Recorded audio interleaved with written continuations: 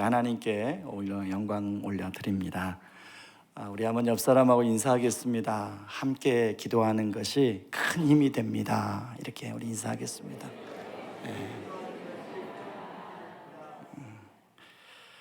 꽤 오래 전입니다. 저희 동네에 이렇게 그 산이 있고 천이 있습니다. 언제 의왕에 놀러 오시면 제가 한번 안내를 해드릴 텐데 참 살기 좋습니다. 한 번은 산책을 하는데 어디서 그 사운드 오브 뮤직에 나오는 도레미송을 부르는 한 가족들의 소리가 들렸습니다. 여자 청년 셋과 남자 아이들 7명이 함께 그 도레미송을 신나게 부르며 내려오는 것입니다.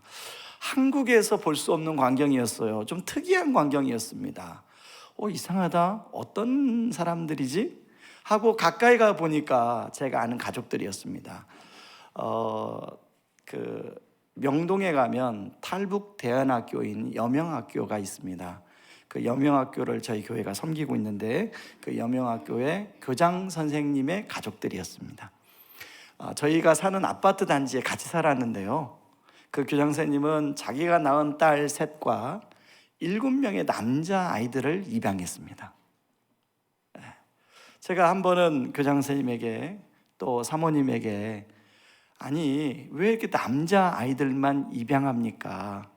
아니 뭐 이제 교장 선생님 은퇴할 때도 거의 다 됐는데 이 아이들을 어떻게 키우려고 하십니까? 라고 이렇게 질문한 적이 있어요.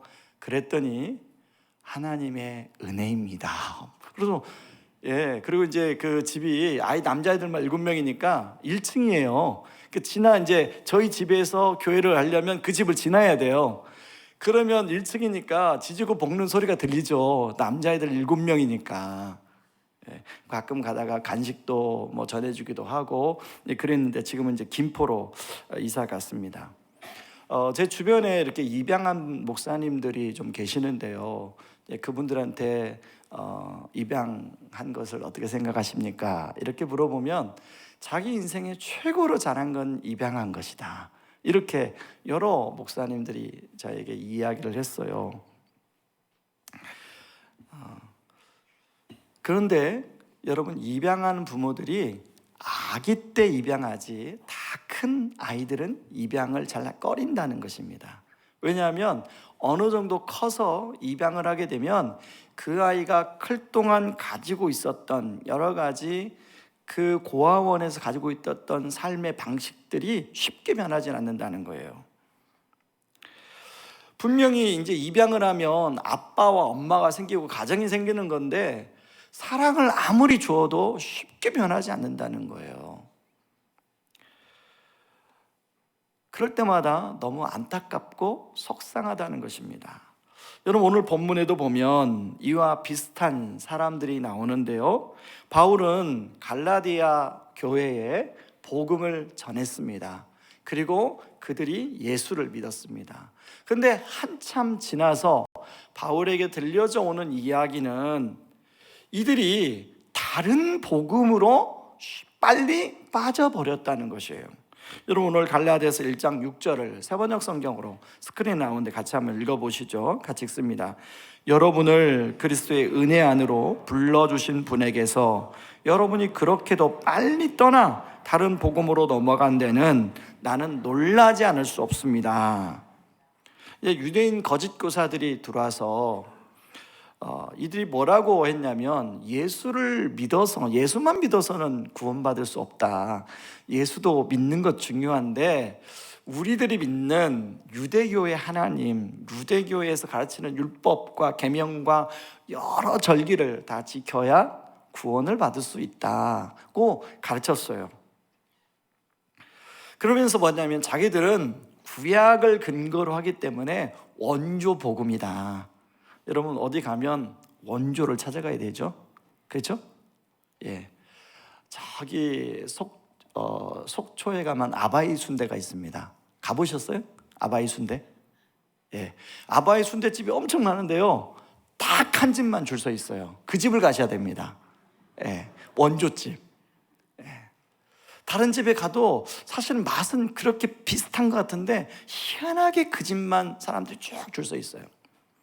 그러니까 이 갈라디아 성도들은 원조 복음이라고 하니까 거기에 귀가 쏠깃한 것입니다. 그런데 그러다 보니까 진짜 복음을 떠나서 다른 복음으로 가게 된 것입니다.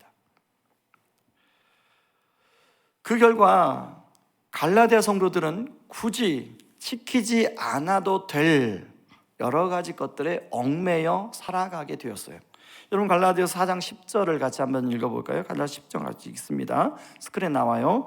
여러분은 아직도 날과 달과 계절과 해를 섬기고 있습니다. 이게 뭐냐면 이제 유대인들은 유월절도 섬겨야 되죠. 그리고 초막절, 오순절, 그리고 또 불임절, 절기가 참 많습니다. 그리고 이들은 또 이방 신을 섬겼던 사람들이에요. 이방 신을 섬겼을 때의 절기도 많아요. 여러 절기를 지켜야만이 신이 나를 축복해 준다고 믿었습니다. 이런 것들이 혼합되어서 바로 그걸 지키지 않으면 신들이 자기를 진노한다고 생각했어요. 충분히 할 수 있는 생각이죠. 사실 갈라디아 성도들이 빨리 다른 복음에 빠지게 된 것은 이 거짓 교사들이 이들에게 어떤 걸 자극했냐면 너희들이 선하고 착하고 열심히 살면 하나님이 너희들에게 복을 주실 것이라는 이 논리를 가지고 설득을 했어요. 여러분 우리 안에는 태어날 때부터 어떤 게 있냐면, 그리고 우리도 어떻게 교육받았냐면, 사람은 열심히 선하고 착하게 살면 하나님이 우리를 복 주신다, 우리 신이 우리를 복 주신다는 그런 개념과 문화 속에 우리는 교육받고 자라왔습니다. 그리고 우리 안에 그런 DNA가 있어요. 그렇죠? 그게 상식이죠. 예. 그래서 그걸 가지고 이 갈라디아 성도들에게 유대 교사들이 유대 율법은 이런 걸 가르친다, 그러니까 너희들도 이걸 지켜야만이 하나님이 너희들 복 주신다 하니까 이들이 쉽게 다른 복음으로 넘어가 버린 거예요. 여러분 이런 것이 종교성이라는 것입니다. 여러분 사람은요 누구나 다 종교성이 있습니다. 뉴턴은 이것을 좀 어려운 말로 능동적 의의라 이렇게 표현을 하고 있어요. 그러니까 능동적 의의는 우리의 선한 행위, 우리의 의로움으로 얼마든지 하나님의 축복을 얻어낼 수 있다는 생각입니다. 그런데 이 종교심, 이 능동적 의의는 그 방점이 하나님께 있지 않고 나에게 있습니다. 인간의 노력과 행위에 있습니다. 이런 종교심은 사람들로 하여금 여러 가지 얽매이게 해요. 자신의 의로움을 자랑하는 교만함, 그런가 하면 그렇게 의롭게 살지 못했을 때는 반대로 죄책감에 시달리게 합니다. 그리고 자신의 의로움의 기준으로 다른 사람을 판단하게 합니다. 자신이 의로움을 추구하면 추구할수록 그렇게 할 수 없는 사람이라는 걸 깨닫기 때문에 이것을 적절하게 감추기 위해서 위선을 하게 됩니다. 주님이 우리에게 주시는 참된 복음에서 점점 멀어지게 되는 거예요. 이런 능동적 이 종교심에 빠지게 되면 어제 그림처럼, 여러분 어제 그림 3번 보여주세요. 십자가가 점점 작아지고 자신의 의로 자신의 죄를 커버하죠. 바울은 이런 갈라디아 성도들의 영적 상황에 대한 소식을 듣고 마치 입양을 해서 한참 시간이 지났음에도 불구하고 옛날 고아에 살던 습관을 그대로 행하는 사람들처럼 바울에게 느껴진 거예요. 그래서 갈라디아 4장 9절에서 이렇게 말합니다. 그러나 이제는 여러분이 참 하나님을 압니다. 뿐만 아니라 하나님께서 여러분을 아십니다. 그런데 어찌하여 전에 여러분이 따르던 약하고 헛된 가르침으로 다시 돌아가려고 합니까? 어찌하여 그런 것들에게 종노릇 하려 합니까? 라고 말하는 거죠. 여러분 여기 보면 어찌하여의 바울의 심정이 담겨져 있습니다. 하나님의 아들과 딸이 되었는데, 여러분 아까 찬양했잖아요. 여러분이 하나님의 아들이고 하나님의 딸이다 찬양했는데, 우리의 삶의 방식은 여전히 고아의 삶의 방식으로 살아가는 것이죠. 하나님은 분명히 우리를 아들과 딸로 삼았는데, 우리가 하나님 앞에 기도하는 방식도 고아의 방식이고, 우리가 하나님 앞에 헌물을 드리는 것도 고아의 방식이고, 그러면 좀 문제가 있지 않아요? 그래서 바울은 너희들이 진짜 하나님의 아들과 딸로 살아가고 그걸 누렸으면 좋겠다 라고 이야기하고 있는 것입니다. 오늘 설교 제목이 하나님의 아들과 딸됨을 누리는 것인데요, 목사님께서 사실 이렇게 저를 불러서 어느 날 갑자기 저는 목사님께 그냥 이제 좀 인사를 하려고 전화를 드렸는데, 목사님이 갑작스럽게 복음에 대해서 2번 정도 좀 나눠달라고 말씀하길래 제가 깜짝 놀랐어요. 사실은 저희 교회에서 지난 학기에 이제 복음 중심 3, 생명의 말씀사에서 나온 교재인데, 원래 미국 교재를 번역한 겁니다. 그래서 번역이 좀 매끄럽지는 않아요. 이 책 교재가 너무 좋아서 제가 아는 지인을 통해서 생명의 말씀사에 부탁해서 좀 번역을 했습니다. 그래서 저희는 이제 다락방을 지난 학기에 이걸로 했습니다. 그리고 이 교재가 어려워서 제가 매주 이 주제에 따라서 설교를 했어요. 그리고 그게 성도님들하고 함께 나눴는데요, 그래서 목사님 부탁을 해서 제가 이제 이 교재가 어려워서 지난 여름에 이 교재를 제가 설교한 것을 가지고 이제 한국형 교재로 좀 만들어야겠다. 그래서 한참 교재를 만들고 있었거든요. 근데 이제 목사님 부탁해서 내가 사랑하는 온사랑교회, 내가 은혜 받았던 온사랑교회, 지금도 생각나요. 저는 여기서 여러분 자리에 앉았을 때 지금도 그때 부흥 강사가 오셨을 때 했던 말씀 중에 제 기억이 남는 말씀이 있어요. 인생의 사칙연산. 목포 사랑의 교회 백동조 목사님 오셨을 때 기억나시나요? 초창기 멤버. 그때 저는 저 어디선가 앉았어요. 근데 목사님이 통해서 말씀하시는 인생의 사칙연산 하시는데, 제 안에 하나님, 나도 내 인생도 저렇게 되게 해주세요. 마이너스 플러스 곱하기 나누기. 우리 하나님이 우리가 인생을 살면서 우리의 인생의 마이너스 인생, 제 인생이 그 당시에 제 인생은 마이너스가 너무 많은 거예요. 근데 그 백동정 목사님이 여기서 설교하는데, 하나님은 은혜 안에 있으면 마이너스를 플러스로 바꿔주시고, 플러스를 곱하기로 바꿔주시고, 곱하기를 나누기로 바꿔주신다, 그 말씀을 하시는 거예요. 그때 제가, 주님, 저도 그렇게 해주세요. 제 인생도 그렇게 해주세요. 저는 마이너스 인생이 때문에 너무 괴롭습니다. 제가 어제 동생 얘기했잖아요. 그때만 해도 이복 동생이 사고를 계속 치고, 저는 동생을 그 사고를 뒷수습을 하고 뭐 그럴 때였습니다. 그러니까 뭐 마이너스가 끝나지 않는 거죠, 인생이. 그런데 어제 말한 것처럼 20년이 지나고, 20년 지나니까 하나님이 그 기도를 응답해 주시더라고요. 제 동생은요, 지금 저의 기도의 동역자입니다. 온사랑교회 말씀 전하를 위해서 지금도 기도하고 있을 거예요. 새벽마다 기도해요. 하나님이 어떻게 그렇게 말씀 피우는 동생을 예수를 믿게 하고 그렇게 변화시켰는지 저는 지금도 이해할 수가 없어요. 은혜죠. 오늘 밤, 오늘 새벽에 여러분들이 드리는 이 기도가 여러분 인생 가운데 다 응답되는, 그래서 마이너스 인생이 플러스 되고, 플러스가 곱하게 되고, 나누는 인생이 되기를 주님의 이름으로 축원합니다. 저는 복음을 나누는 목사입니다.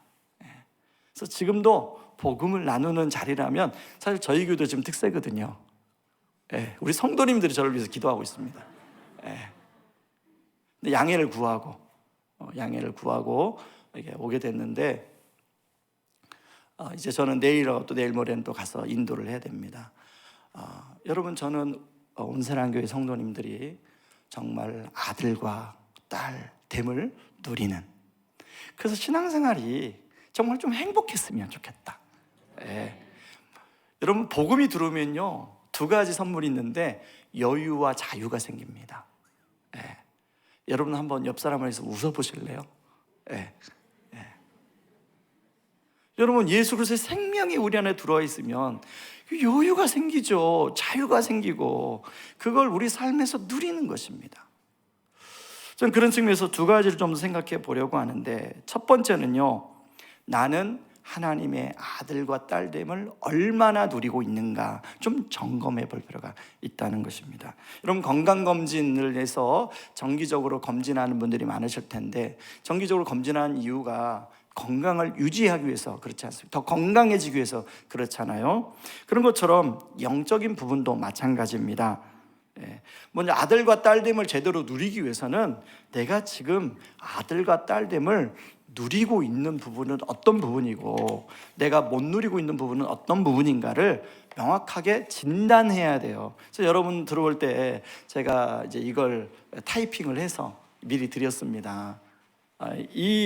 이것은 이 복음 중임 삶에 나와 있는 내용이에요. 제가 만든 게 아니고.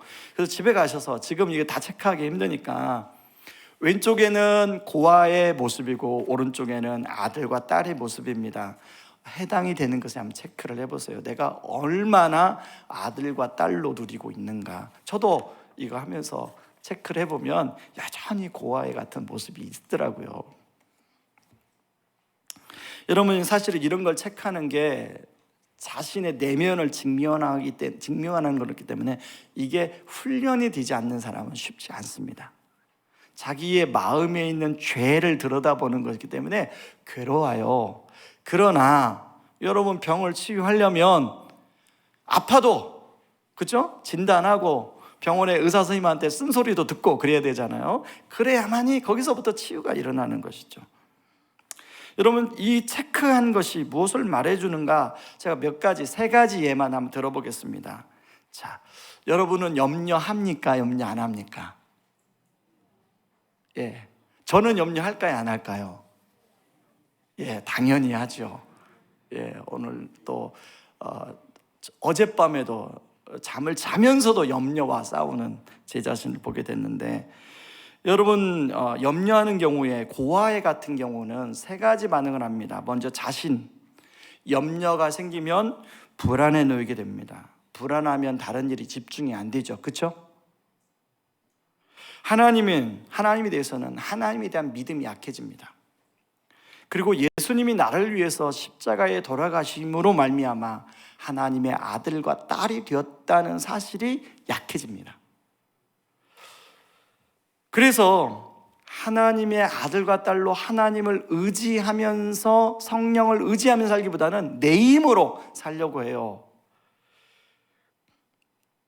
그러면서 복음에서 멀어지고 예배를 소홀하게 됩니다. 자꾸 온라인 예배 드리고 싶어요. 분명히 대면 예배 나올 수 있는데 온라인 예배 드리고 싶어요. 그게 영적 고아의 모습이죠. 그리고 다른 사람과는 원인 제공을 할 만한 사람을 찾습니다.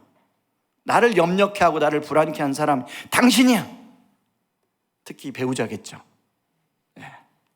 그래서 원망 또는 비난을 하게 되고, 그렇게 말 한마디로 배우자의 마음을 상하게 하고, 그러면서 부부싸움을 하게 되고, 이런 것이 잦아지면 이혼까지 이르게 되죠.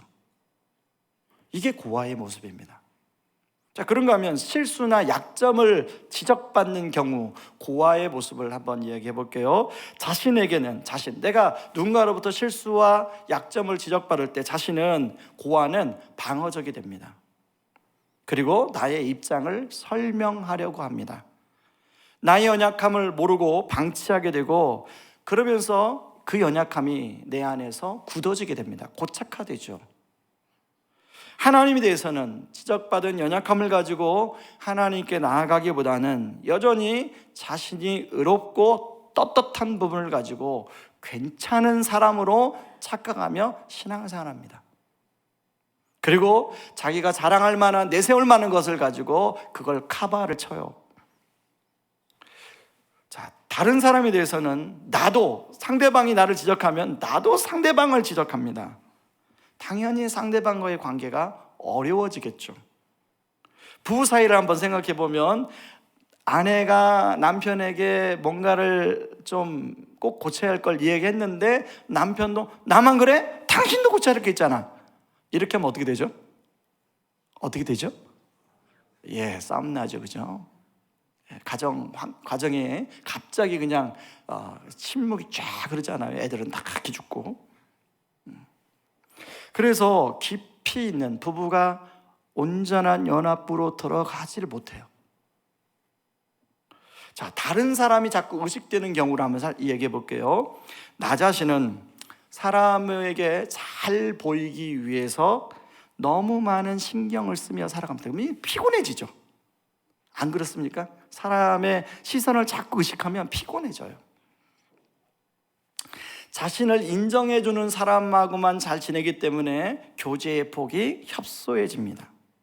그리고 외로움을 자주 느끼죠. 이게 고아의 모습입니다. 그리고 하나님에 대해서는 이미 하나님께서 십자가를 통해서 우리를 의로운 자라 인정해 주셨는데 그 십자가의 인정의 그 능력을 못 누리며 삽니다. 자꾸만 다른 사람의 인정을 얻으려고 그래요. 다른 사람에 대해서는 나를 인정해 줘야 좋은 사람이고 나를 인정해 주지 않으면 나쁜 사람이고, 그러니까 관계가 좋아질 수가 없죠. 자, 여러분, 제가 세 가지 케이스만, 지금 여러분 이 체크리스트에 세 가지 케이스만 제가 나와 자신과 하나님과 다른 사람과의 관계 속에서 이야기했어요. 시간이 많으면 다 다루겠지만 시간이 없어서. 여러분, 제 설명을 들으면서 무슨 생각이 드셨습니까? 단순한, 내가 그냥 평상시 하는 행동이라고 생각했는데 그 행동에 깊이를 들어가 보니 그게 영적인 고아의 모습이었구나 라고 생각하지 않으셨어요? 여러분, 우리는 여전히 분명히 하나님의 아들과 딸로 부르심을 받고 오늘 또 성령님은 우리가 아들이다 딸이다 라고 말하는데 내 삶은 여전히 영적인 고아의 모습으로 있다는 것입니다. 우리가 이걸 인정하는 게 중요해요. 자, 두 번째 생각할 것은, 그렇다면 이런 모습을 벗어나서 어떻게 하나님의 아들과 딸됨을 누리며 살 수 있는가 하는 것입니다. 여러분, 고아의 생활 습관에서 벗어나려면, 고아가 이제 입양이 됐잖아요. 그럴 때마다 자기가 고아의 생활 습관이 나올 때마다 계속 확인해야 할 게 뭐냐면, 내가 더 이상 고아가 아니라 내가 누구누구의, 우리 아빠가, 우리 엄마가 누구다, 이걸 확인해야 돼요. 내가 더 이상 고아원의 고아가 아니지. 제가 아는 목사님은 쌍둥이를 입양했어요. 남자아이를 쌍둥이를 입양했어요. 이 목사님 수원사입니다. 자기가 낳은 아들, 딸이 있어요. 지금 이제 고3인데 그 쌍둥이가 저만 만나면 자랑해요.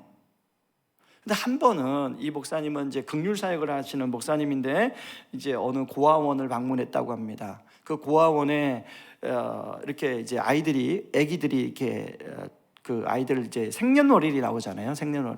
생년월일을 딱 보는데 한 3살, 4살 때였어요. 자기가 입양한 아이들이. 근데 그 3살, 4살짜리가 있는 거죠, 고아원에. 그 생년월일을 보니까 자기가 입양한 아이들 생년월일하고 똑같은 거예요. 그런데 그 아이는 여기에 꼬집힘을 당하고 얼굴이 이그러져 있고 눈치를 보고, 그러니까 자기 집에 입양한 아이들은, 쌍둥이들은 막 포동포동하고 막 맨날 웃고 막 즐겁고 너무 비교가 되더라는 거예요.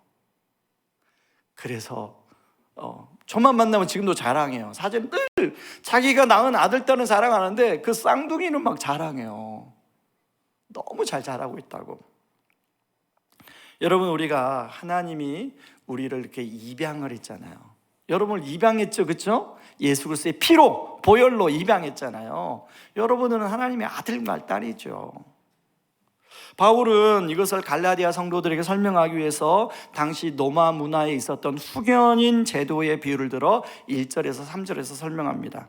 당시 로마의 귀족들은 이제 아들들이 있으면 반드시 전쟁터에 보냈습니다. 근데 전쟁터에 나가서 많이 죽었어요. 자, 귀족의 아들이 죽으면 어떻게 합니까? 노예 시장에 가서 똑똑한 사람을 입양을 합니다. 자, 여러분, 노예 시장에 잡혀온 사람들은 전쟁에서 포로로 잡혀온 사람들이 많아요. 어떤 소수 민족의 왕자일 수도 있고 이런 사람들이 있어요. 그래서 그런 사람들은 포로로 잡혀오는 순간, 노예 시장에 끌려오는 순간 인생이 끝난 거예요. 그렇죠? 인생이 끝난 거죠. 저 배 밑에서 노를 지어야 되는 그런 운명이죠. 근데 어느 날 전혀 생각하지 못했다가 어느 날 로마의 어느 귀족이 갑자기 자기 이름을 딱 부르는 거예요. 그리고 그냥 영문도 모른 채 끌려가는 거죠. 근데 그 귀족의 집에 딱 왔을 때 그때서야 인식하는 거죠. 내가 입양되었구나. 그때 이제 처음에는 아이들을 입양한 아들을 노예 친구들하고 같이 지내게 합니다. 그리고 후견인을 짓는데요, 노예 중에 똑똑한 사람을 후견인으로 삼아요. 이 아이가 성장할 때까지. 그러다가 성인이 되면 성인식을 하게 되는데, 그때 이 아버지가 이 입양한 아들에게 자기의 옷을 벗어서 이 아들에게 옷을 탁 입혀줍니다. 그때부터는 노예 친구들을 만나면 안 되고 노예 후견인의 말을 절대 따르면, 그때는 아버지의 말을만 따라야 돼요. 바울이 그 예를 들어가지고 지금 얘기합니다. 너희들은 하나님이 예수 그리스도의 보혈을 통해서 입양한 아들이다. 그래서 갈라디아서 3장 26절 27절에 이렇게 말합니다. 같이 읽어보시죠. 굉장히 중요한 말씀입니다. 너희가 다 믿음으로 말미암아 그리스도 예수 안에서 하나님의 아들이 되었으니 누구든지 그리스도와 합하기 위하여 세례를 받은 자는 그리스도로 옷 입었느니라. 아멘. 여러분, 한번 옆 사람에게, 약간 졸리우는 분이 있어서 옆 사람에게 그리스도의 옷을 입었습니다, 이렇게 한번 인사하시죠.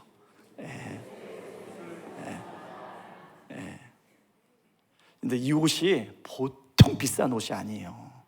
그렇죠? 어떤 옷보다도 비싼 옷이죠. 그 옷 소홀히 여기면 안 되겠죠? 여러분, 종교 개혁을 한 누턴은 아까 능동적 의라고 표현했는데 그것을 수동적 의라고 표현합니다. 내가 노력해서 입은 옷이 아니라 하나님이 예수님을 통하여 입혀주신 옷이기 때문에 수동적 의라는 표현을 해요. 그래서 바울은 4장 6절 7절에서 중요한 말씀하는데 6절 7절을 제가 읽겠습니다. 너희가 아들임으로 하나님이 그 아들의 영을 우리 마음 가운데 보내사 아빠 아버지라 부르게 하셨느니라. 아멘. 7절, 그러므로 내가 이후로는 종이 아니요 아들이니 아들이면 하나님으로 말미암아 유업을 받은 자니라.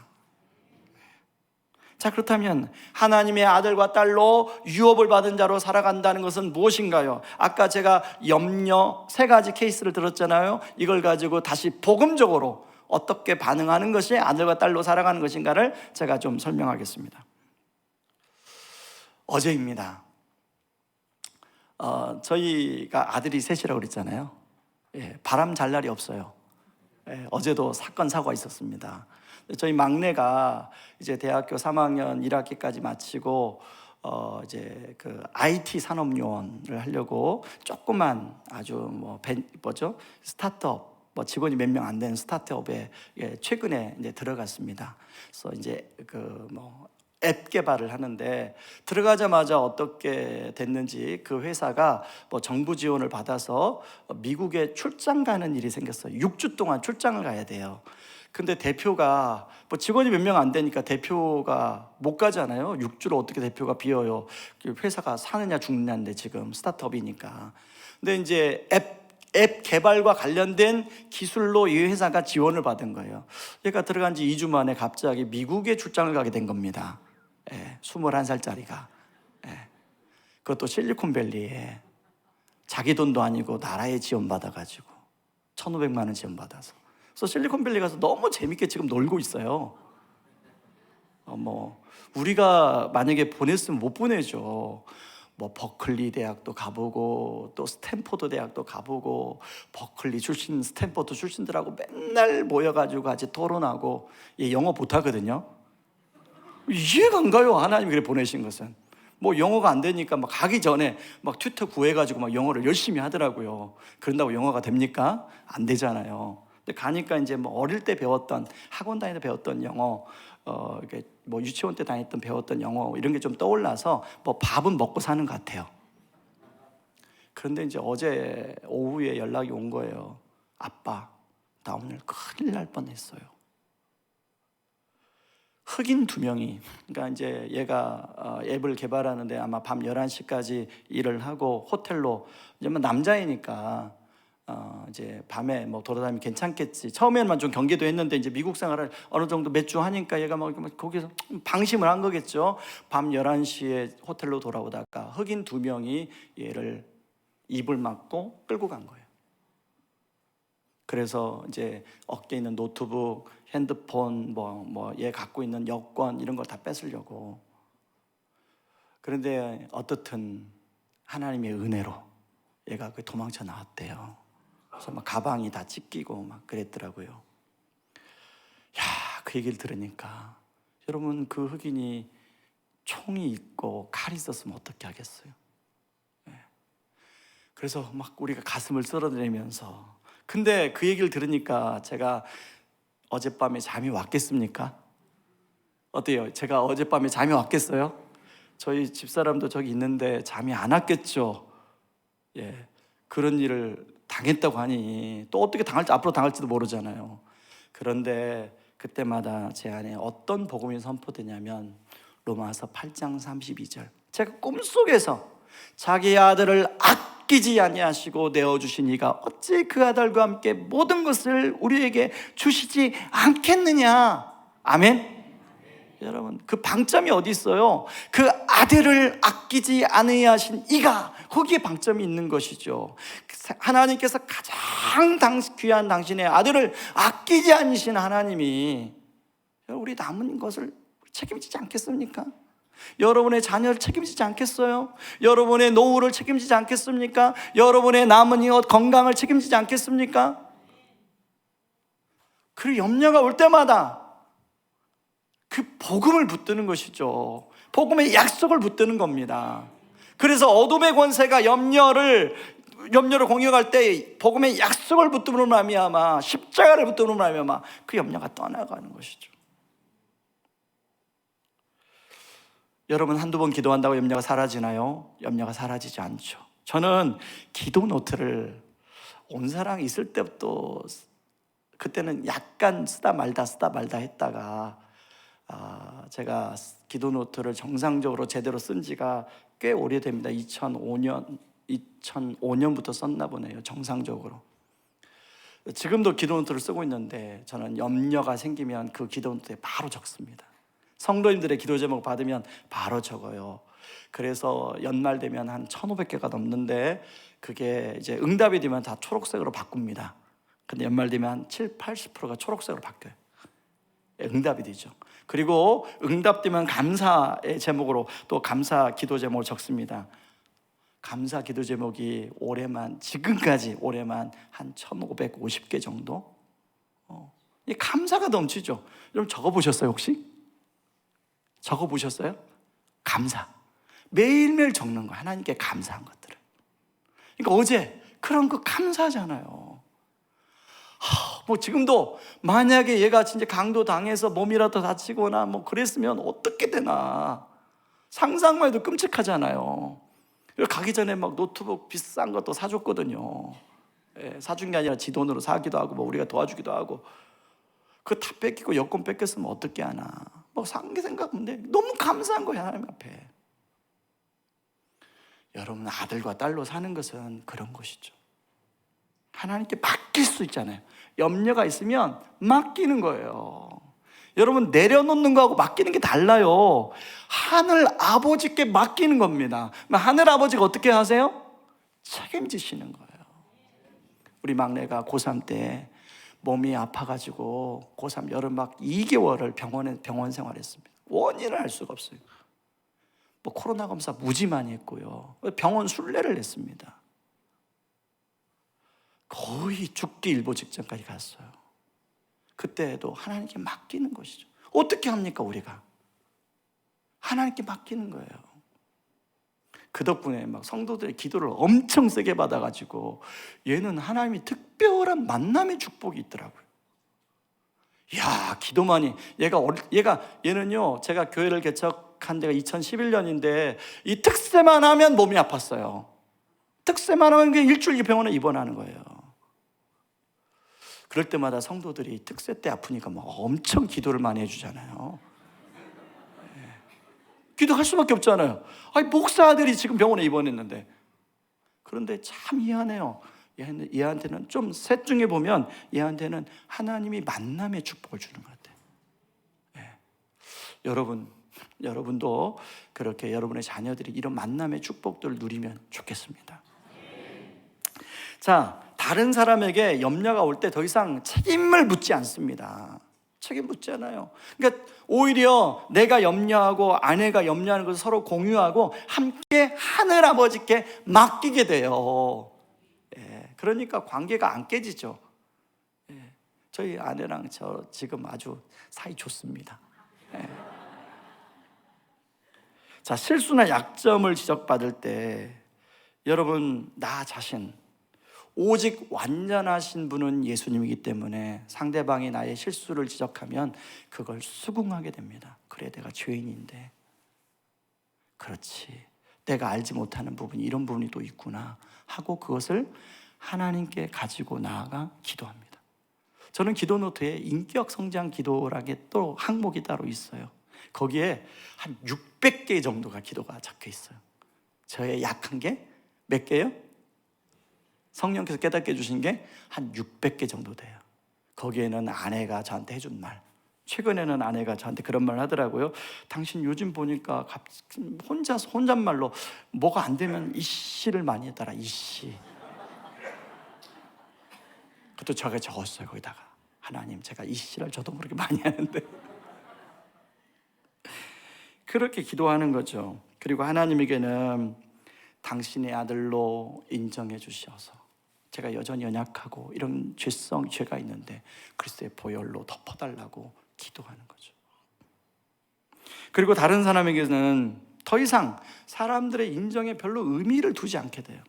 사람들이 목사님 오늘 은혜 받았어요. 목사님 왜 요즘에 그런 모양으로 설교하세요? 1학기 마쳤더니요, 순장님들한테 설문조사 받았더니 어떤 순장님이 목사님은 맨날 영화 보고 맨날 드라마 보는 것 같아요. 왜 이렇게 드라마 예화가 많아요? 근데 이게 막 제한테 상처가 안 돼요.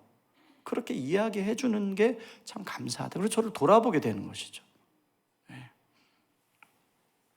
여러분, 세 번째는 다른 사람에게 어떻게 보이는가 중요한 것은, 여러분, 나 자신은 정말로 예수 그리스도께서 보혈의 피를 흘리시면서 십자가에서 인정해 주심으로 내가 아들이 되었는데 그 인정해 주심을 자주 묵상하는 거예요. 왜? 고아와 오징어처럼 두 가지 길로 빠지고 내가 고아 같은 그런 생활할 때가 많거든요. 그때마다 하나님의 아들이지 묵상하는 거예요. 다 제자리로 돌아오는 것이에요. 저는 온사랑교회 모든 성도님들이 이렇게 하나님의 아들과 딸을 누리며 살 수 있기를 바랍니다. 네. 여러분, 3가지 정도만 말씀을 드렸는데 여러분 이 3가지를 잘하기 위해서는 여러분이 꼭 한 가지를 해야 되는데, 이 말은 제가 하는 말이 아닙니다. 산소처럼 복음을 마셔야 됩니다. 여러분, 우리는 산소를 안 마시면 죽죠? 그런 것처럼 산소처럼 복음을 여러분에게 순간순간 선포하셔야 됩니다. 여러분이 어떤 상황에 놓일 때, 여러분 염려가 들어오거나 아니면 어떤 불안함이 찾아오거나 어떤 문제가 생길 때 거기에 합당한 복음을 여러분에게 선포해야 돼요. 그래서 복음의 폭탄을 정확하게 정확하게 내 마음에 그 동기에 선포할 때, 거기에서 내가 정말 사단의 그 참소에 붙잡혔다가 거기에서 해방이 되는, 자유케 되어지는 은혜를 누리게 되는 것입니다. 이 복음 중심 삶 교제에는 바로 이 복음의 산소를 마시는 것을 순간순간 복음을 자신에게 선포해라고 이야기하고 있습니다. 저희 교회 장로님 중에는, 저희는 이제 1기 장로님이 이제 사역 장로로 가고 2기 장로님이 시무 장로가 됐는데 좀 네 분입니다. 장로님 중에 한 분이 조그만 사업을 해요. 이제 조그만 사업을 하는데 직원 중에 하나가 알코올릭이에요. 알코올릭이니까 회사에 출근하는 날도 있고 출근 안 하는 날도 있고, 한 번은 저한테 와서 목사님, 알코올릭인 직원이 잘 이렇게 불성실한데 어떻게 하면 좋겠습니까? 제가 뭐라고 대답했겠어요? 여러분 같으면 뭐라고 대답했겠어요? 아이, 자르셔야죠. 그런데 이분이 그러시는 거예요. 목사님, 그분을 자르면 그분은 다른 회사 갈 수 없어요. 그러니까 안 자르시더라고요, 그분이. 한참 동안은, 굉장히 꽤 오랫동안, 지금은 이제 그분이 스스로 그만뒀는데 오랫동안 오히려 안 나오면 월급을 더 주더라고요. 안 나왔는데 월급을 더 줘요. 그리고 알코올릭을 끊을 수 있도록 알코올 치료센터도 인도해주고 그렇게 하더라고요. 목사님, 주님이 저에게 그렇게 말씀하시는 것 같아요. 그래서 제가 그렇게 했어요. 여러분, 복음이 들어오니까, 그분이 원래 그런 분이 아니었어요. 네. 복음이 들어오니까 그분이 그렇게 변하시더라고요. 최근에는 그분이 그러는 거예요. 목사님, 우리가 막 일이 바빠가지고 외주를 줬는데 그 외주 업체가 실수를 해가지고 다 엉망을 만들었어요. 목사님, 어떻게 하면 좋을까요? 아니, 당연히 그 외주 업체한테 그 보상을 해달라고 해야죠. 그랬더니 그분이, 목사님, 기도하다가 그건 복음이 아닌 것 같아, 그 생각이 들었어요. 재료를 다시 그 외주 업체에 사줬대요. 납기일까지만 지켜달라고. 그럼 뭐예요? 이분은 재료 손해를 봤잖아요. 근데 그 외주 업체의 실무자가 자기가 실수했으니까 자기가 물어야 되잖아요. 근데 갑자기 재료를 다시 사주니까 그 실무자 입장에서는 복음을 만난 거죠. 그렇죠? 그래서 이 장로님 회사가 그 업계에 소문이 났어요. 그래서 일이 끊이질 않아요. 그렇게 되겠죠? 그러니까 복음으로 사는 것이 그런 삶이더라고요. 지금은 며느리랑 1대1로 일주일에 한 번씩 복음을 나눠요. 어떻게 며느리하고 시아버지하고 복음을 나눠요? 그게 일어나더라고요. 복음으로 사니까. 그런 성도들이 점점 많아지고 있습니다, 저희 교회 안에. 저는 온사랑 교회 안에도, 또 한국교회 많은 교회 안에도 그런 복음으로 살아내는 성도들이 많아질 때 정말로 하나님이 기뻐 받으시는 그런 정말 한국교회가 될 거라고 저는 생각이 들어요. 그래서 저 온사랑교회 오면서 기도하면서, 오늘도 기도하면 그런 마음이 들어서, 주님, 온사랑교회 진정한 복음 부흥을 허락하여 주십시오. 팀 켈러가 센터처치에서 그런 얘기를 해요. 복음으로 변화된 20%만 있으면 그 교회는 복음 부흥이 일어난다. 저는 오늘 이 새벽에 나오신 분들만 다 복음으로 그렇게 변화가 되면 온사랑 교회가 복음 부흥이 일어날 줄 믿습니다. 말씀의 결론을 맺겠습니다. 여러분, 제가 사진 하나 보여드릴게요. 너무 적네요. 크게 좀 보일 수 없어요? 잘 안 보일 것 같은데. 잘 보이나요? 사진 잘 보이나요? 아까 저 사진이 그 교장 선생님 가족 사진입니다. 지금 애들이 많이 컸죠? 근데 최근에 이제 제가 설교 준비하면서 전화를 드렸더니 애들이 또 사춘기인 거예요. 또 한 놈도 아니고 여러 놈들이. 걔 중에는 별 놈이 다 있대요. 여러분, 사춘기 겪어보셨잖아요. 특히 남자애들. 그런데 그럼에도 불구하고 교장선생님이 목사님, 내가 이 아이들을 아무리 사춘기 하지만 이 아이들을 내가 사랑하자면 어떻게 하겠어요? 이런 마찬가지죠. 하나님이 또 마찬가지. 여러분, 우리가 신앙생활하면서 사춘기 겪습니까? 안 겪습니까? 어떻게 겪어요? 안 겪어요? 영적 기복이 있어요? 없어요? 그렇지만 하나님이 똑같아요. 이 교장 선생님 말고 하나님이 내가 너희들을 사랑하지 않으면 어떻게 하겠니? 하고 사랑으로 안아주시는 거죠. 예. 그럴 때 우리가 또 아버지의 사랑을 경험하고 사춘기로 좀 방황하지만 제자리에 돌아오는 거 아니겠어요? 예, 그런 은혜가 우리 온사랑교회 성도님들 안에 넘쳐나기를 주님의 이름으로 축원합니다. 기도하겠습니다.